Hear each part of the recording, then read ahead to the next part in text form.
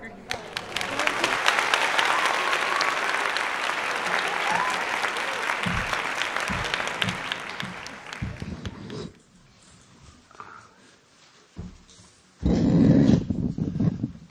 we go, Lee. Hi, everybody. My name's Sandy Beach, and I'm an alcoholic. Hi, Sandy. And I'll tell you, can't tell you what a pleasure it was to sit and listen to my friend Jerry. Those of you that are new, you're going to find that as the years go by, one of your most valued gifts will be friends who have gone down this path with you, because you share so much in common. And you'll remember when you first got here and wondered what the old-timers were talking about. It sounded interesting, and people were sure excited about it. But you didn't see where it had any relevance in your life. And you'll look back on that and laugh as your perspective changes, which it constantly does going down this path. If somebody asked me to try and summarize the entire AA program in 2 words, the words I would choose is let go. That's it. That is the total package of everything, is to let go. And that is so counterintuitive to a person who controls their life, manages their life, thinks about nothing but their life. And it leaves us with the sensation there wouldn't be much left for me to do. Which would reduce your importance significantly, wouldn't it? Well, that's the point of spirituality, is to reduce your significance till it's gone. And the only significance that is left is God's. And so you go, well, geez, the program looks like it's a lot more than that to me. But if you start taking it apart, step by step, you'll find that it's just this endless process of letting go. And starting out with surrendering to the fact that you're an alcoholic. And that is not done intellectually. That is done mechanically through pain applied by alcohol. And alcohol just grabs your arm, raises it up behind you and says, would you like to give up yet? And you go, no. And so it raises it up a little more. You can feel the bones starting to break. And that's how you surrender. It is inevitable that it will get worse and worse and worse. And so in a strange way, the glue that holds AA together in some humorous fashion is alcohol. It just sits out there, wandering around, whistling a little tune. Year after year after year, just waiting for somebody to come out and go, the hell with that crap. And it'll jump up right out of the bushes out there. There's little half pints of vodka all over the place out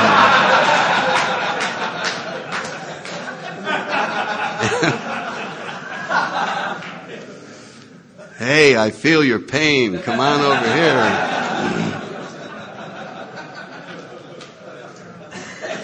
And it'll look like God's will that would just appear out of nowhere,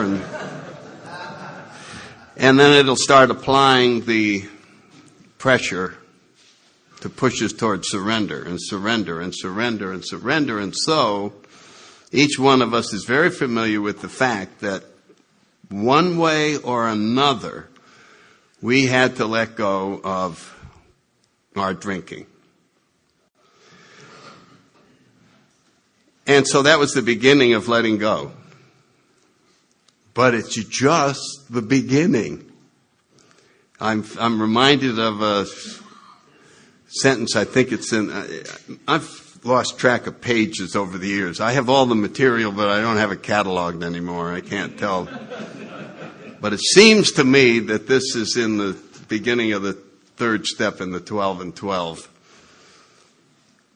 where it's being suggested that we turn our whole life over to our higher power.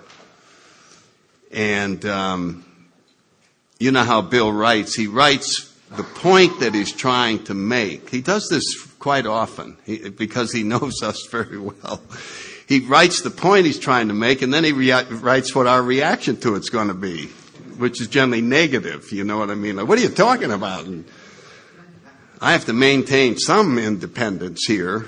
And he's talking about the struggle of letting go of alcohol and pointing out that that's just the beginning, that there's going to be one thing after another.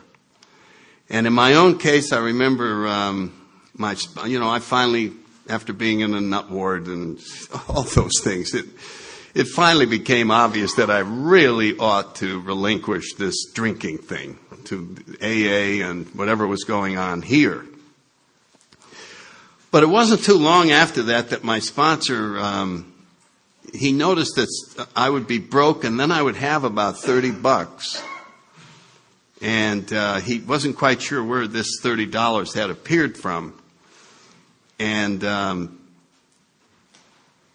don't know whether he guessed or what, but it was coming out of the petty cash at work on a Marine base, which is, if you want to be a stickler,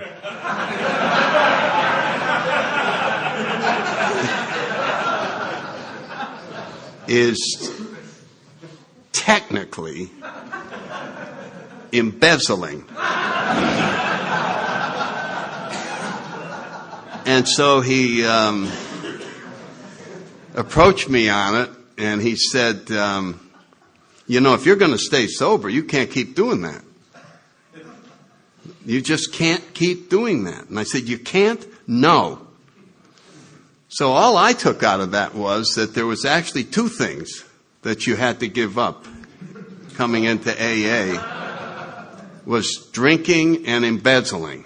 And so I remember just going, geez, I thought it was just drinking. But okay, I'll go along with it. Okay, drinking and embezzling. They ought to call it DE instead of AA, drinking and embezzling. And then a number of months went by, and he noticed that I had kind of an eye for the girls. And he said, I got to talk to you about something. If you're going to stay sober, you can't be messing around having affairs while you're married. Oh, so there's three things. Three things. Yeah, there's three things. And as the months went by, he was coming up with something all the time. It was just, one more thing that it's required to give up. And as the steps unfolded, it became apparent that I was going to do a lot of work inventorying all of the things that were standing in the way of me and my Creator. Well, why was I going to inventory these? And why was I going to run them by my sponsor in order to get a true perspective on each one of these items? It was so that I could be in the perfect position to let them go. Let them go. We're entirely ready to have God remove all of these defects of character.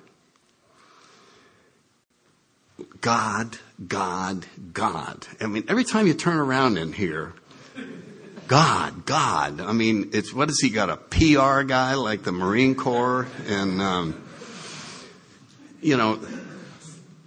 I'm sort of an action guy. You follow what I'm saying? And letting go sounds pretty passive. You follow what I'm saying? It's like, okay, I got the letting go. Now, when do I get involved here? I mean, I just come up and I got something, and then you go, what do you got there? I got a financial thing, a job. Give me that. No. And then we start, no. And then finally, all right.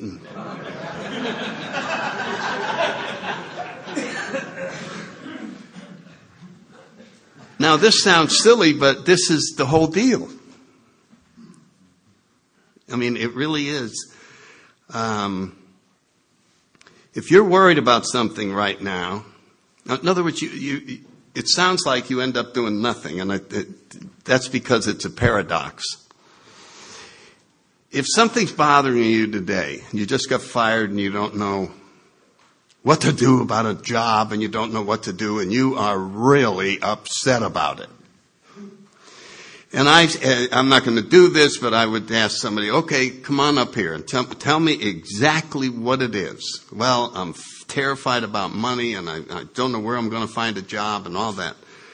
And I said, okay, would you let me work on that for a while?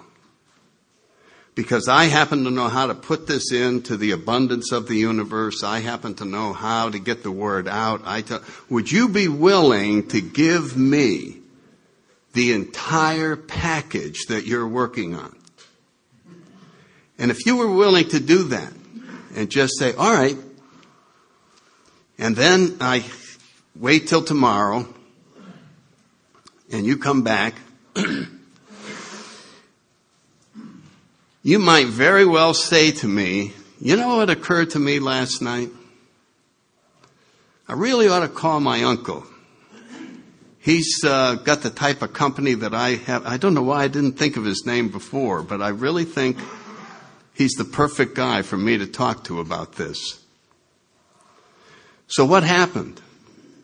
Because you gave me, I'm just using me as a symbol, the disturbance, your channel of serenity can be opened so that your truth can arrive. That's what we're talking about. It is in order to get the answer to anything, we have to stop demanding it. We have to relinquish the need. You see, the need or anything other than undisturbed state blocks us from receiving the guidance from our own Creator.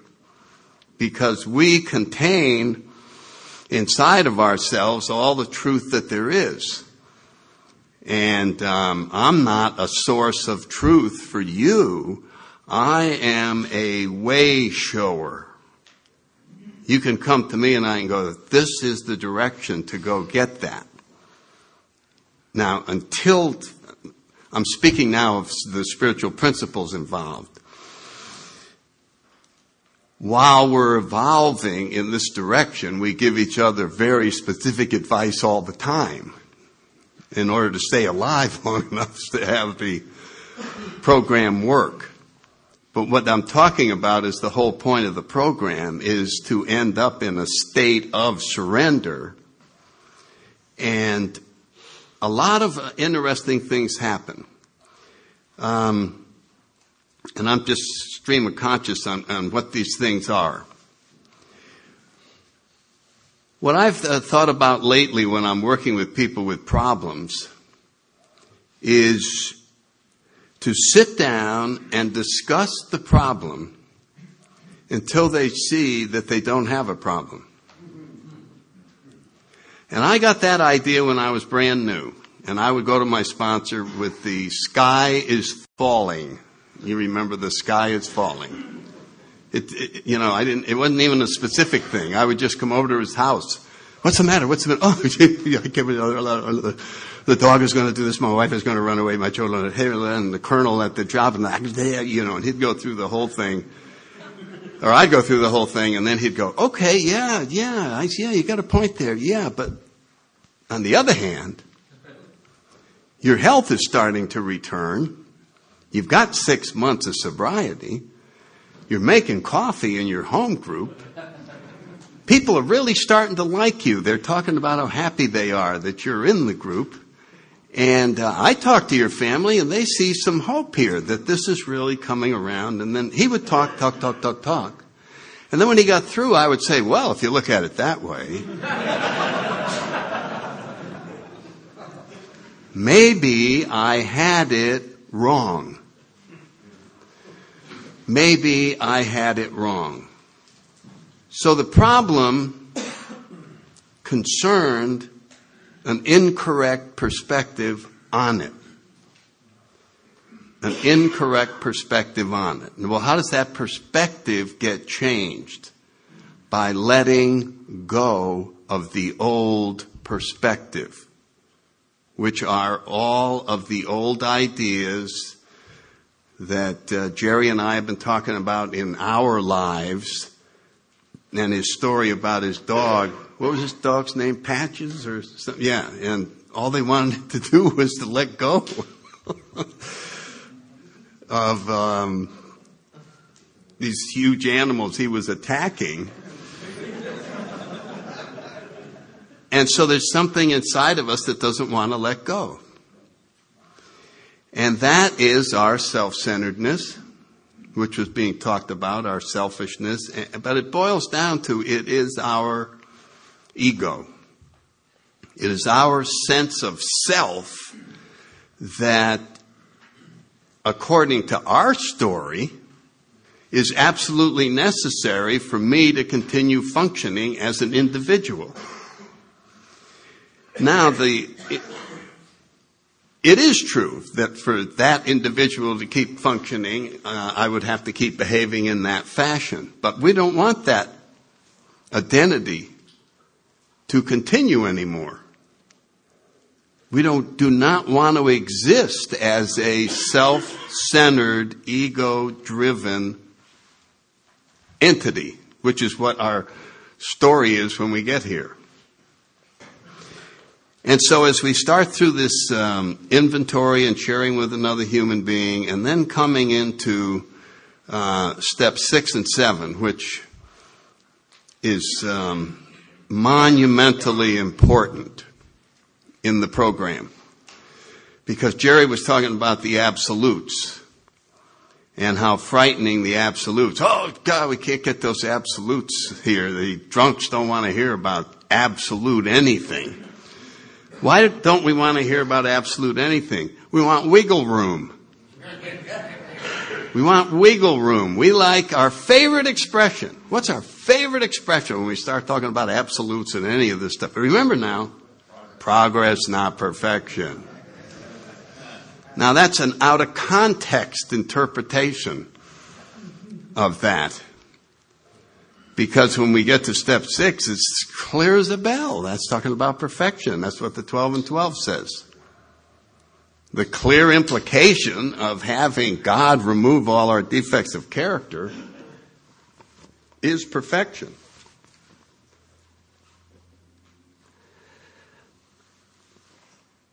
And you know why it's perfection? Because we're not going to remove them ourselves. If we try to, as Jerry said, if we try to become unself-centered on our own, it can't be done. How can you become unself-centered? Even if you have enough humility as a self-centered person to say, these guys are right.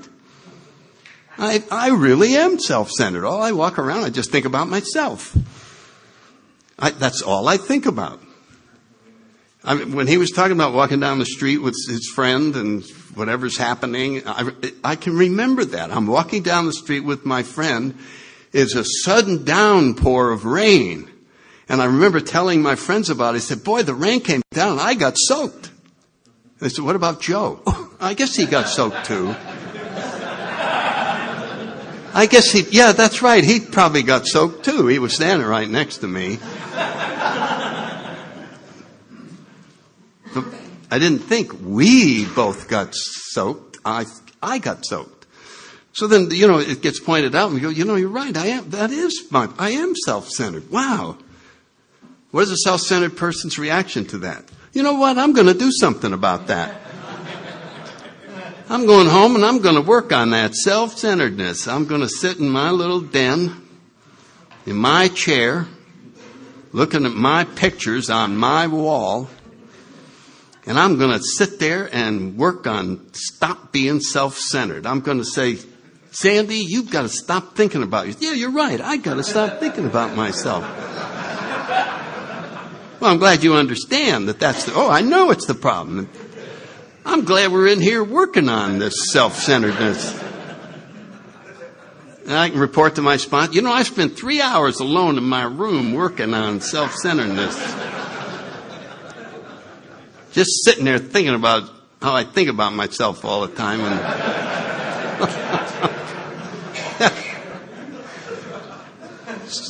Did anything happen? No, we're probably more self-centered. So how in the world, if self-centeredness changed, there has to be a new center.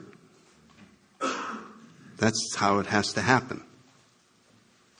There has to be a new center, and the new center is God. That's how we become unself-centered. There's no other way. And whenever I talk about that, I always go back to when they thought the earth was the center of the solar system. And of course it was the center because that's where I live. And the people back then weren't any different than we are. Well, look all around. There's all those other places. We don't live in all those other places. So what do you think the center of all of this is? It's where we are, right? Yeah, damn right it is. I don't have to study any instruments or anything. It's clear. We're here. This is the center. And then, of course, as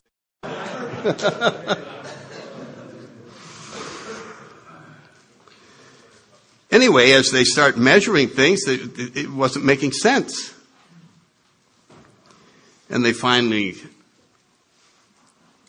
some of the more astute observers began to realize that all the information that the emperors and the big shots had was wrong. And the trick is, who's going to tell them? They're not going to like it. Because what's going to happen if you're the emperor and you don't even know the center of where you are? I suppose you might look bad. And we ain't having any, well, I'm not looking bad. You're going to die before I look bad. And that's what they were doing. Because that is a monstrous change. Can you imagine that? Suppose you had maps of the solar system. That was your business. This would be bad news for your business. Those things would be obsolete like that. The entire arrangement would have to be reprogrammed. I mean, you understand the difference between the earth being the center and the sun being the center? I mean, you'd have to move everything. And all the thinking that we did and all the, we're very important because we're the center. Well, now we're not. How can we get important again? I mean, it must have been one heck of a adjustment to switch over. Well, that's what we have to do. And the second our old ideas, which is one way of saying our story or one way of saying our ego, once they get wind of this, the full implications of making God the center, it doesn't take long for everything inside of us to go, well, if he's going to be the center, then this is wrong, this is wrong, this is wrong, and I was also wrong about that, and I was wrong about that, and I was wrong about that, and I was wrong about that. Holy cow! And there's great resistance to this new center. But there's those pints of vodka patrolling out there. If it wasn't for them, I would never go through this humiliation of becoming just one of the planets orbiting the sun. What a reduction in importance. And that's what's involved in moving from self-centered to God-centered. Letting go of every single perspective. It calls into question every idea you have on everything. Because all of your previous ideas were put together from self-centered view. That's your textbook. Everything that you looked at was from that old textbook. You follow what I'm saying? Whether this is right or it's better to do this. This is the rules to live by. This is what you should do. My assessment of all my family members. Well, I wonder if they're different than I said they were. See how many old ideas are gone now because we're going to have to look at everything from a new place and let go of thousands and thousands of old points of view about everything. When my parents were having their 50th wedding anniversary, I've told this story before, my sister, who next month will have 30 years in AA, I suppose back then she had 15, maybe 10. And it was up in New Haven, and I was in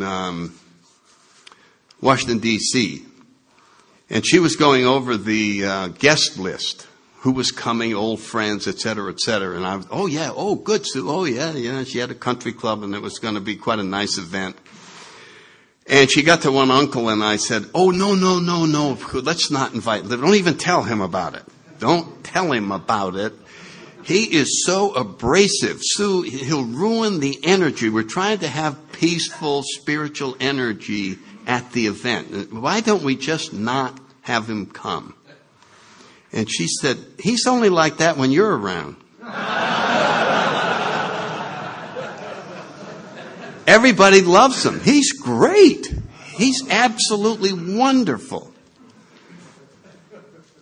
Now, if she hadn't have, I think if she didn't have 10 years, I would have been very suspicious about her assessment of this situation. But since she did, and since I was trying to have a new attitude of open-mindedness about things, and some of the hardest things to have open-mindedness about are old ideas. I mean the ones that you've had for a long time. They're really dug in. But I said I'm going to assume she's right, I'm wrong. So if she's right, and I run up to him and am happy to see him and all that, he's going to be thrilled. And that's exactly what happened. I ran up and, Uncle John, I'm so glad you're here. Boy, isn't this fun? And he did look a little funny, and then he went, yeah, isn't it? And we just had the best time. So, guess who was wrong? Now, was I wrong, or was my perspective wrong? There's two separate issues. From my old perspective, I wasn't wrong. That's exactly what I saw. I wasn't being malicious. I was reporting. If you would put a lie detector on me and said, is he an obnoxious jerk? I would go, yes, he is. And I would have registered that I was telling the truth. So it had nothing to do with honesty. It has to do with perspective. It has to do with, as Chuck says, a new pair of glasses. So now I'm wearing these glasses, and I say, he's the most wonderful guy in the world. And again, I'm telling the truth because I'm accurately reporting what my world looks like now. My sister helped me make the transition. You see what I'm saying? She helped me to see my uncle differently. And once I saw him differently, then what I said about him was different. I did not begrudgingly say, okay, from now on I'll say he's a nice guy. You see, what that would have been the old way. Okay, I'll say he's a nice guy. My uncle's a nice guy, but he's really an asshole. He's a nice guy. So in that sense, I would have been trying to go along with truth, but not believing it, because my perspective was wrong. Bill writes about when we hear about kindness, well, we really ought to be kind to people. And I remember going, why? Oh, I know, because then they'll trust you and you can get stuff from them.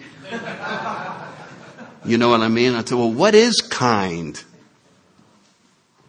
And somebody would say, well, see this movie and see what that guy's doing. He's helping that person. That is a kind man. And I go, okay, I got to study that so that I can act kindly from time to time. Because as a self-centered person, I can't be kind. I have to act kindly. I have to learn what kindness is and behave that way. We had to learn all self-centered, or until we let go, has no room for the true nature of us to come out, because we're not centered on our true nature. We're centered on our ego and our selfishness. So we have no idea who we really are. We have no idea what the core of us is. We just know what we have told ourselves that we are, and then we believed it. And so I had this uncle, and I had all these things that when you told me that God was the center, I was going to have to let go of all of them. They just had to individually be questioned for the rest of my life. And my hero, Chuck Chamberlain, he talks about it all the way to his death. What are you doing today? Uncover, discover, discard. What was he really saying? He said, I'm just looking for one more thing I'm wrong about, so I can throw it away. It was just the happiest feeling in the world. What other secret little old idea is lurking down in there that is making my life less joyful than it should be? That is blocking the energy of my Creator from flowing out from me. And so we're beginning all this with the very fundamentals of letting go. And at first, they have to pry our hands open to get that drinking problem away from us. But as we see the benefits of letting go, we may have a little more of an open mind and start moving on. And so what is 8 and 9? What is that for? What is the most haunting thing we drag around with us? It must weigh close to 15,000 tons. The past.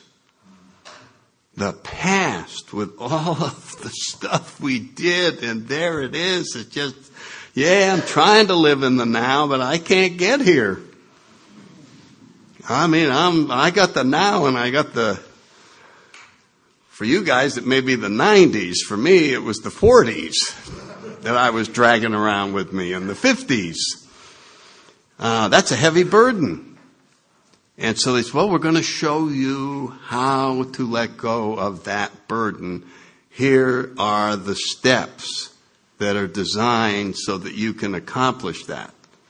We're going to list all the people that you harmed. And then we're going to study what harm is from a God-centered point of view, and not, you don't know what harm is from a self-centered point of view. There's no way you can see harm. It all looked justified to you, or I wouldn't have done it. I had to do it. I have to take care of myself. I have to survive. It's all up to me. And he's doing the same thing. And so there's only one winner. So what do you think I'm doing? I'm doing it before he does it to me. we're all being honest. It's the only way you could possibly have behaved from that perspective, which is why the world is such a turmoil. I mean, it's just and it's hard to imagine when you sit back from a spiritual perspective, how could we ever expect peace if we can't get at peace with ourselves? If there's a war raging inside of you, how could anybody else be at peace? So what we're doing in here is trying to resolve the inner conflict so that we have peace of mind. I really think peace of mind should say peace from mind, because that's where the disturbance comes from. I used to think it came from all of you, but it doesn't. It comes from me. And that's a different topic.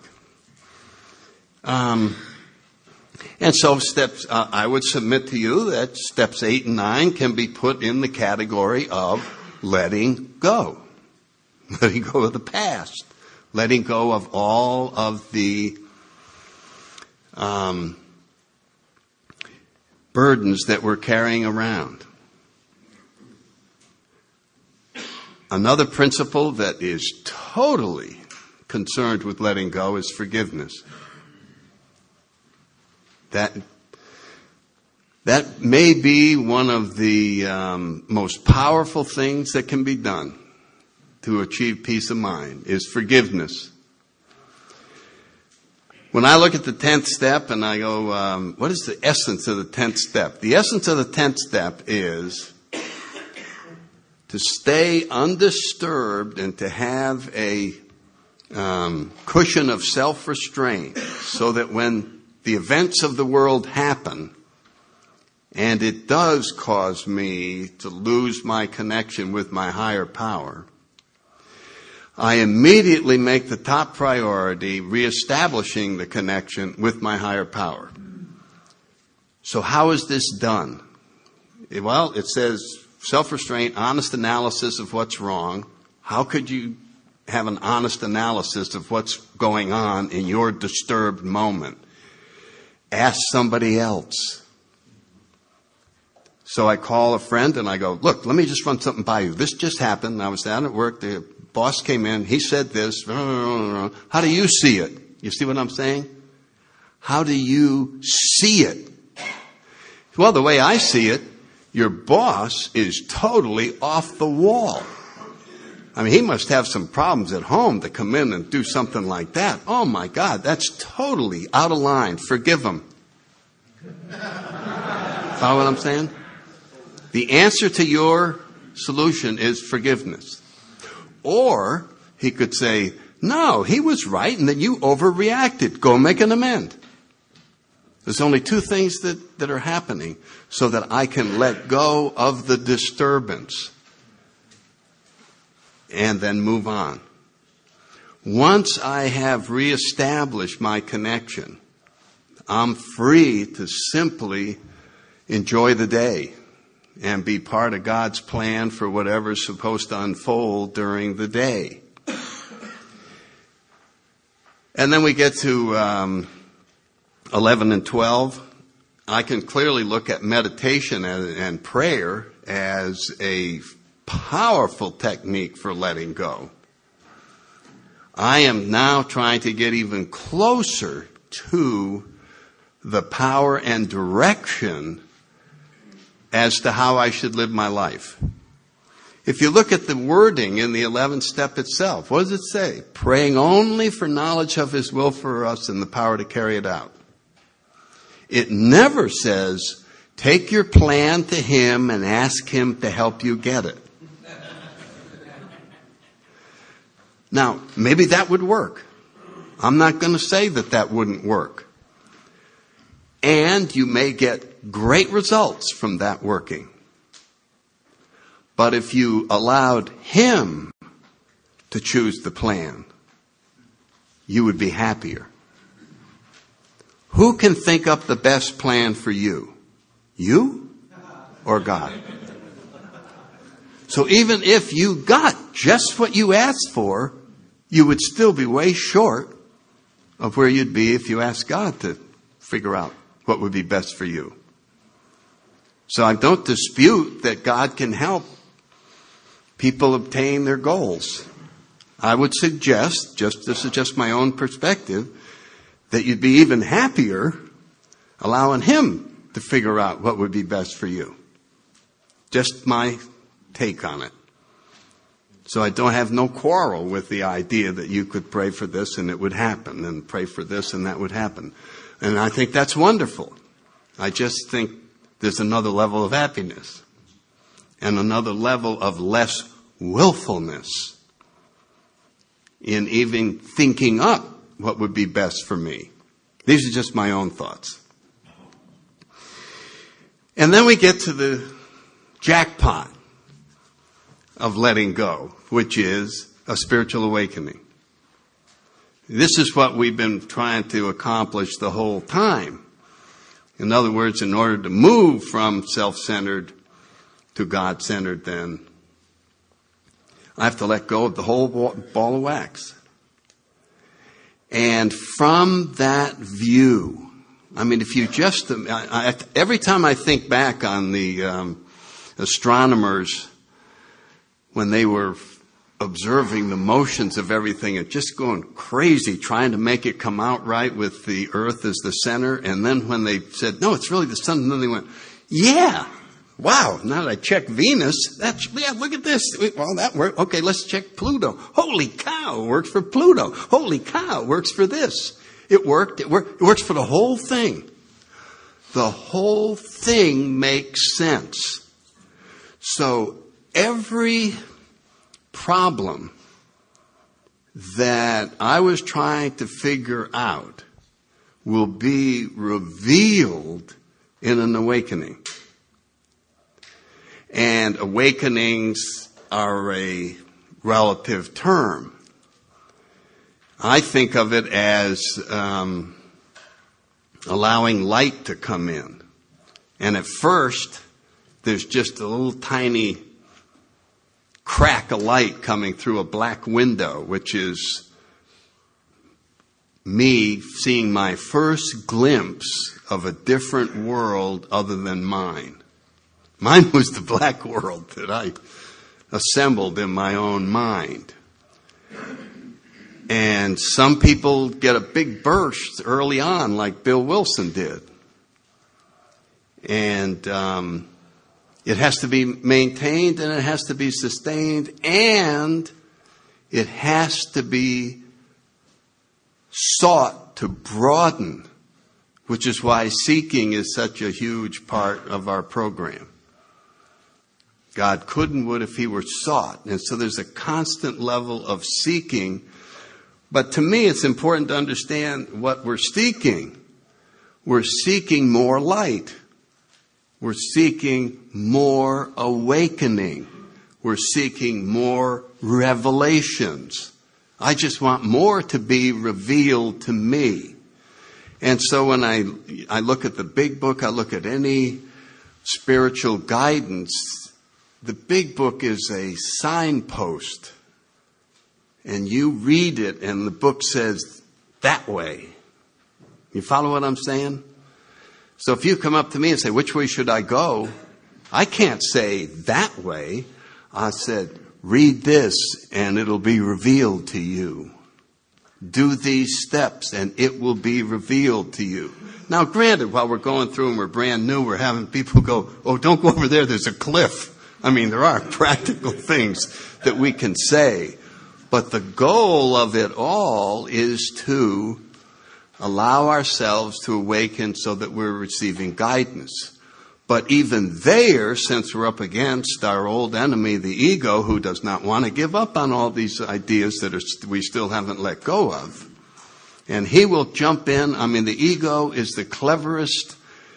I mean, it's us. Who knows us better than us? How do you get around your own self? We use other people. Bill writes, people of very high spiritual development always insist on checking with others the guidance they feel they got from God. So if people of very high spiritual development, That means that even when we're connected and we're praying and we're meditating, we're liable to suddenly feel very strong guidance that we should leave our wife and run off to Guatemala with a 19-year-old. It came right to me. I was there. I had my hands like this.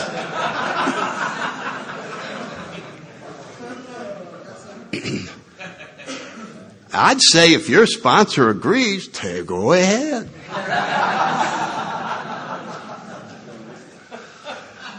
Now you know what's going to happen. They're going to go, no, that was your ego jumped in there going, hi, Sandy. Yes, this is God. Oh, good God. You never really talked to me.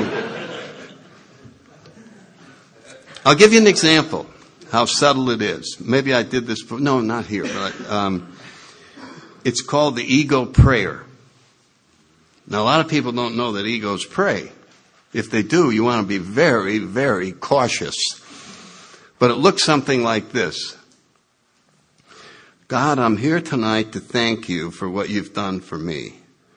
You've taken me from the gutter. You've taken me absolutely hopeless, shaking, lost piece of junk in society. And you have restored me so that I now have friends. I have self-esteem. I'm liked in my community. I feel good about myself. I have a job. I'm committed to all kinds of activities. I never could have gotten here by myself. I owe everything that I have to you. I am so grateful that you have placed me where I no longer need you. Thank you for restoring me to self-sufficiency, but I'll take it over from now on. Thank you. That's an ego prayer. Starts out with all of the wonderful words about how grateful I am that you, blah, blah, blah. And it's all leading up to, I get to play now, right? I get to manage my own life in some way. I get to take back everything I let go of, which from the ego's point of view is the only reason for letting go is to temporarily get all the results so that I can take credit and take it all back later and walk around going, it's been a tough struggle, but I made it.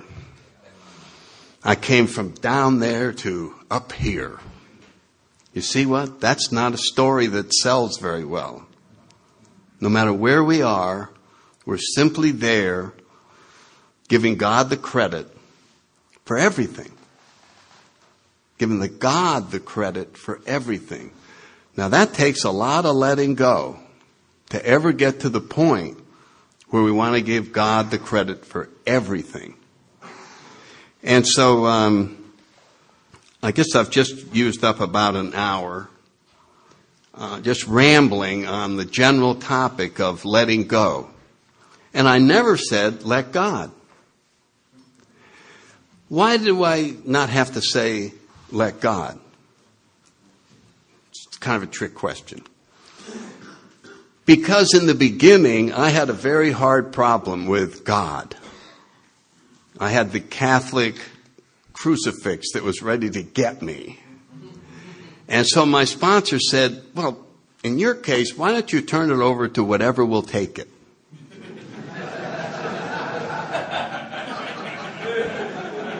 You'll feel something that'll come into your life and start straightening it out. Really? Yeah.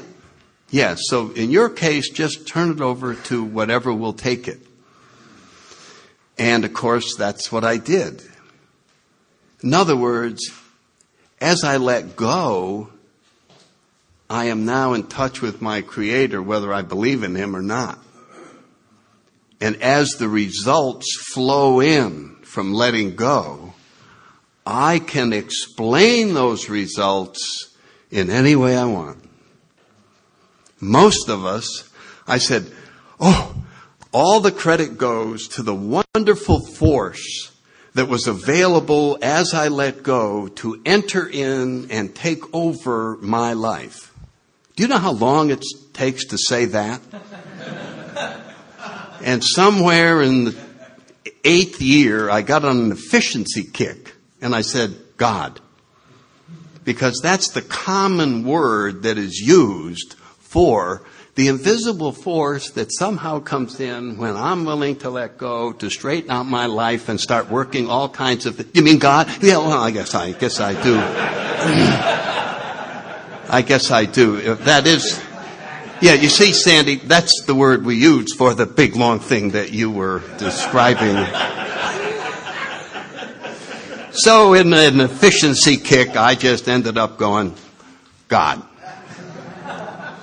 And I just assume that you all know I'm not talking about the crucifix that's about to get me and take me down in the hole, but rather the power source that restored me to a different perspective, and one that is so pleasant to look out from. In the beginning, we hear about the perspective from others so that we know it's there. That's what a program of attraction is. We hear what the world looks like from someone who we see is very, very happy. And we go, is that what it looks like? Is that, it's like we're climbing the mountain and we're finally going to get up and look over the top, and the first one of us that's up there, you guys aren't going to believe what you can see from us. Well, tell us. We still got to, well, there's this and there's that and there's this. And that's what we're doing in AA. We got one hand, and we're all climbing higher and higher, and we're reporting back. Oh my God, you're not going to believe this. So when we have a sponsor and we bring a problem to him, he's looking at it from up here instead of where we are. And he says, from here, looks like you ought to do this. Wow, I never would have thought of that. You know why? Because I'm dumb? No, because you're not up here. As soon as you get here, that's what you'll see. It's got nothing to do with learning anything. It has to do with unlearning and letting go, so that the new perspective can come in. That's it for me. We've been sitting long enough. Is it that we do questions, or I'll leave that up to you guys. If you've been sitting long enough, I will not be offended if you just decide, let's take a freaking break. But on the other hand, I'll be glad to entertain. Yes, sir. Okay, talk in there so that Lee can get this brilliant question on tape.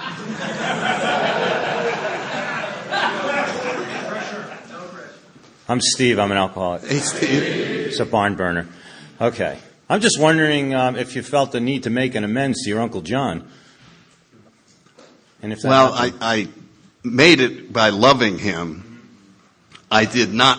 This fit in the category of to do so would injure them or others.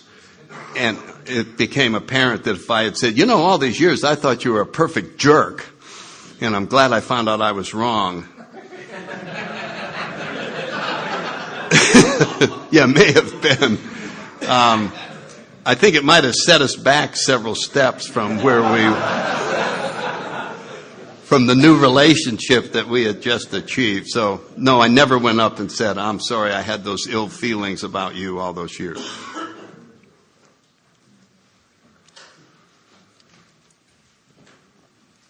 My name's Matt. I'm an alcoholic.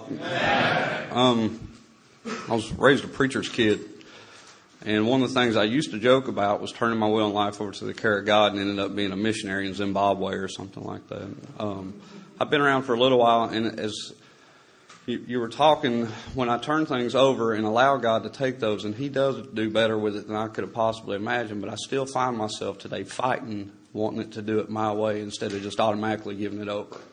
And, how is it, do you get to a point, at some point, where you say, okay, I know better, I go ahead and just give this thing to God and let Him have it, or do we continue this struggle where we try to control and do what we want to do? That's all I got. That is a fantastic question. And I'm going to refer you to a discussion of the sixth step in the 12 and 12, where Bill writes a sentence called the riddle of our existence.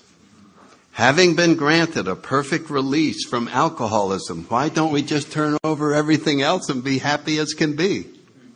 We already were given proof that if you get 100% willing, bingo! Why aren't all the rest of them gone? Now, one way to explain it. Oh, it's happening in God's time. He wants me to stay a jerk for another 10 years and then... sorry. It has to do with our self-centeredness and ego that does not want to die without a fight. And every ounce of progress is going to be accompanied with this struggle. And that's why Bill said this is a struggle that we are going to engage in for the rest of the time that we're here, unless somehow we can achieve full awakening. But it is the legitimate center of why all spirituality is difficult. And it was made that way.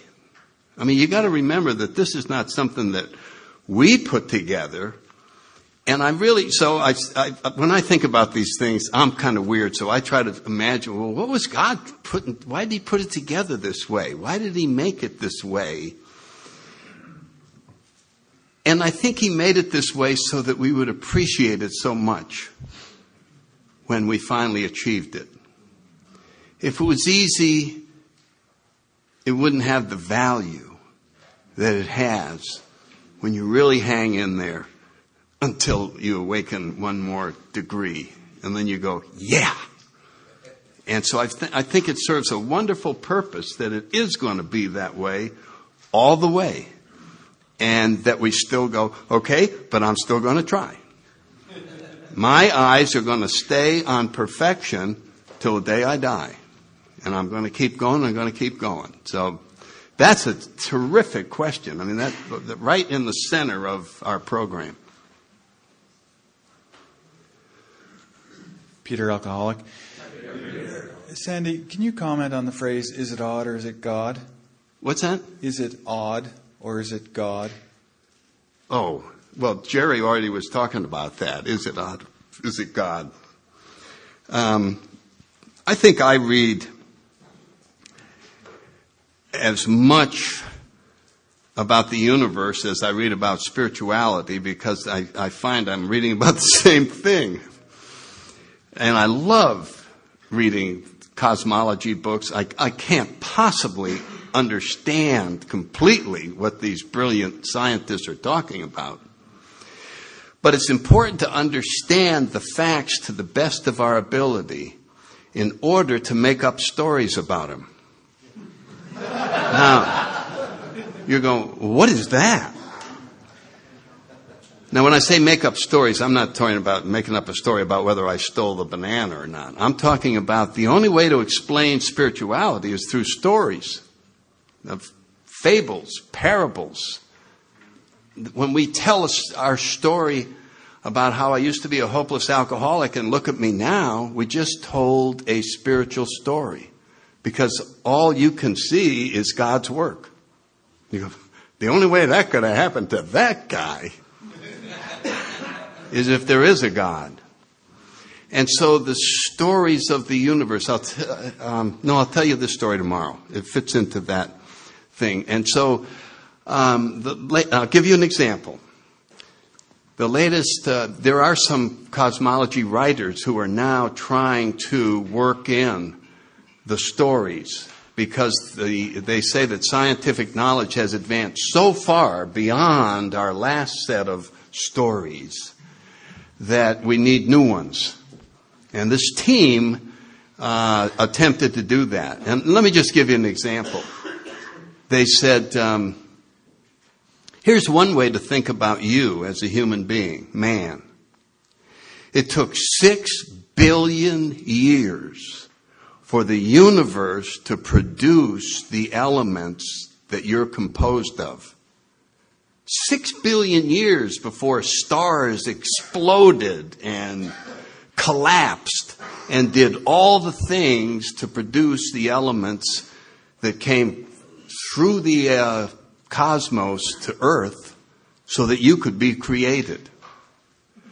So if you really look at it and you want to know what you're made out of 10% hydrogen and 90% stardust.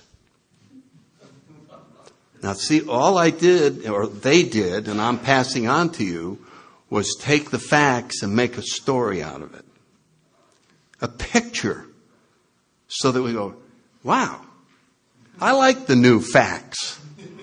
I like that that's how it happened. That feels good. I have a new sense of myself that I am, wow. And that's what I think is very important. And so, is it God or odd is a way of saying, is there really a God? And my favorite of all in that particular discussion is this. And it goes back to what my sponsor did when I was brand new. And I didn't want anything to do with spirituality. In other words, if you're a scientist, you should be willing to get a laboratory and go in there and perform experiments before you shoot your mouth off. Would everybody agree with that? You can't just go out there and go, meh, meh, meh, meh, meh. I want to see the experiments. Okay, good. So my sponsor called me in. You guys have heard me do this. And he said, listen, Sandy, you've been sober about 9 months. It's absolutely essential that we I want to know what's going on inside you. I want to know a spiritual inventory about you. Okay? Yeah. Okay. How much do you really, did I do this the other night? How much do you really pray? Okay. How much do you really pray? And I said, you want to know? Okay. None. I think it's stupid. During the Lord's Prayer, I go,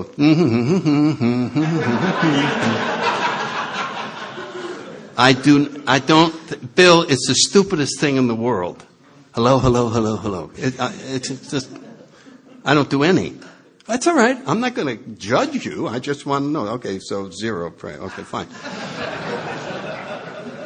How often do you go to church? Churches are very spiritual buildings. You're in there. It has an effect on human beings. It's very powerful. I said, no, I don't go to church. I don't even tour churches in Europe. Church, it makes me sick. I'm not interested in it. I spend no time. I never, ever go. Oh, fine. It's all fine. 0 churches. How about spiritual books? Throughout history, there have been incredible writers. There's whole sections of spirituality that has inspired people, caused them to see things different. I said, I don't even go near the New Age section. I'm not interested in it. I had the Bible once. It's just a terrible thing. It made me feel sick to my stomach. I read, I like mafia stuff is what I really like. So he says, okay, so 0 spiritual reading. Now, last, how about meditation? You sit quietly, allow this. Bill, I don't do that. I'm busy. I got stuff to do. I got a lot of thinking. I'm too busy. I don't. Why would you sit around and not think?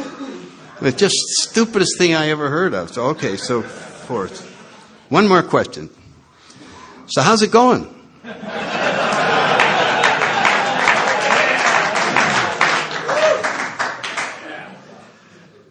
There's only one place that a spiritual experiment can be performed. This is where the rubber meets the road. It'll never be out in somebody writes a book proving the existence of God. It's never going to happen. So there's only one laboratory to perform this, and that's inside of you. The human being is the only laboratory where this experiment can be performed. And he was having me share the results of my experiment. The non-spiritual experiment. Let's pour 0, 0, 0, 0. Okay, what's going on in the lab now? Oh, it's awful in here. I hate it in here. I can't stand it.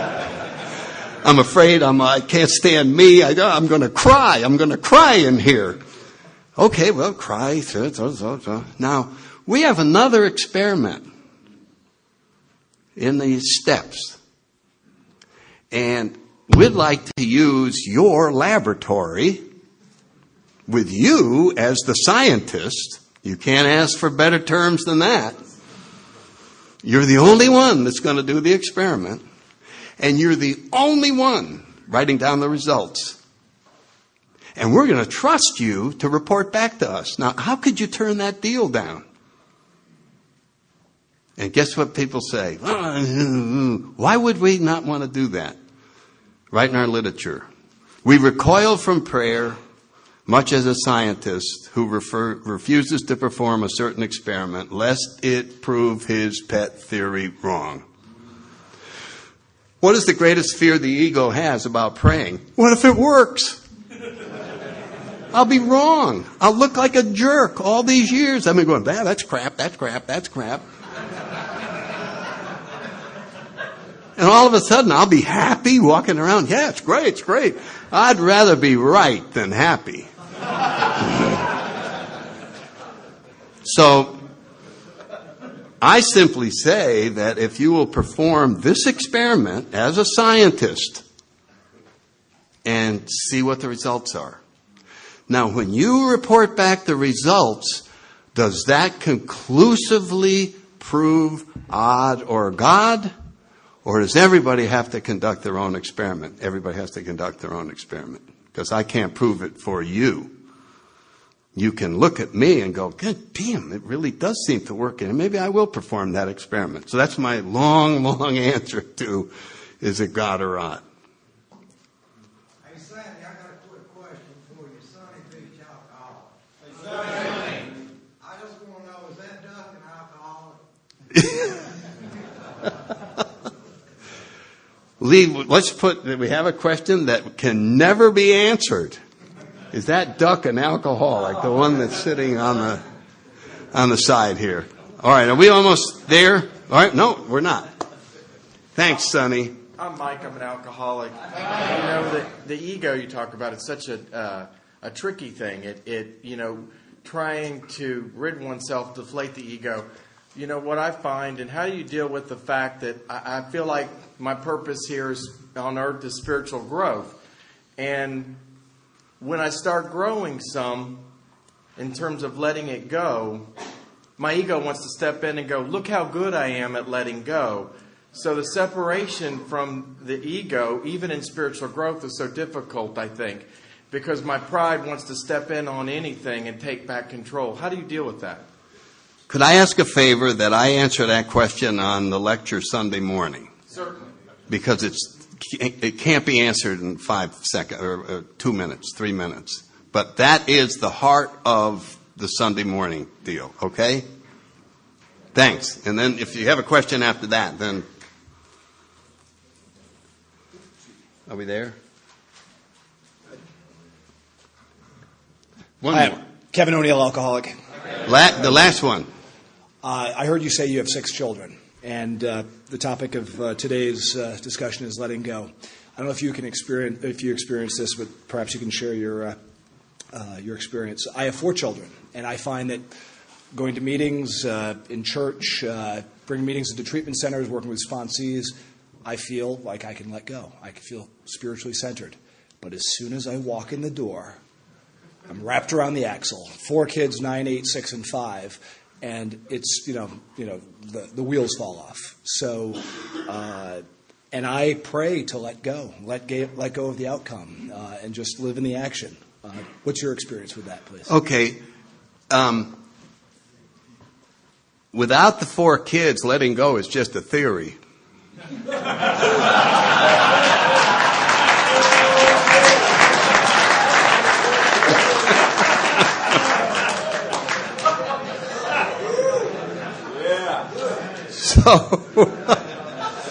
So I look at it this way, with all the things that I encounter, that I want this to happen, I want that to happen.